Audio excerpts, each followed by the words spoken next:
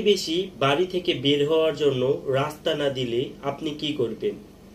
আইনের ভাষায় যদি বলতে যাই, প্রতিবেশী যদি বাড়ি থেকে বের হওয়ার জন্য, যেমন জমির রাস্তা বা আপনার বাড়িতে যাওয়ার কোনো গলি বা আপনার বাসায় প্রবেশ করার রাস্তা বন্ধ করে দেয়, তাহলে সেই ক্ষেত্রে আপনার করণীয় কি এবং আপনি কিভাবে সেই রাস্তাটি ফিরে পেতে পারেন, আজকে আমরা এই বিষয়ে একটু কথা বলার চেষ্টা করব। এর সহজ সমাধান কি? আইনি দৃষ্টিকোণ থেকে আপনার যা করণীয় তা হচ্ছে, বিষয়টিকে বিবাদ নিষ্পত্তির জন্য প্রথমে আলোচনার মাধ্যমে সমাধান করার চেষ্টা করবেন। প্রতিবেশীর সঙ্গে শান্তিপূর্ণ আলোচনা করে সমস্যা সমাধানের চেষ্টা করবেন।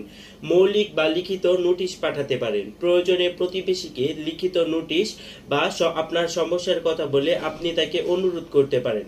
স্থানীয় প্রশাসন বা আইন শৃঙ্খলা রক্ষাকারী বাহিনীকে আপনি জানাতে পারেন। যদি প্রতিবেশী বাধা দেয় তাহলে থানায় অভিযোগ করে আইনগত ব্যবস্থা নিতে পারেন।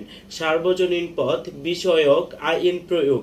বাংলাদেশ নগর স্থাপিত আইন ও পথ সুরক্ষা বিধি মোতাবেক কাউকে অন্যের অবৈধ বাধা দিয়ে রাস্তা অবরোধ করার অনুমতি নেই। যদি রাস্তা সরকারি হয় বা জনসাধারণের চলাচলের জন্য হয়, তাহলে সেই ক্ষেত্রে আপনি আইনত ব্যবস্থা নিতে পারেন।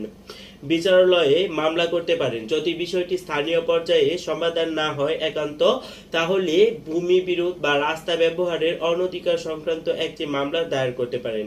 ব্লক বা পথ ব্যবহারকারীর অধিকার হিসেবে রায় ট্রাফায় সংক্রান্ত আপনি একটি মামলা দায়ের করতে পারেন। সিভিল মামলা অথবা প্রয়োজন অনুসারে আপনি ক্রিমিনাল মামলা, যেমন পথ অবরোধের জন্য আপনি একটি মামলাও দায়ের করতে পারবেন। আইনি প্রাসঙ্গিক ধারাসমূহ হচ্ছে বাংলাদেশ ভূমি আইন, নগর পরিকল্পনা আইন, দণ্ডবিধির ৩৭০ ধারা অনুযায়ী বলা আছে, যেখানে অবৈধভাবে রাস্তা বন্ধ করা বা বাধা দেওয়া অপরাধ হিসেবে বিবেচিত।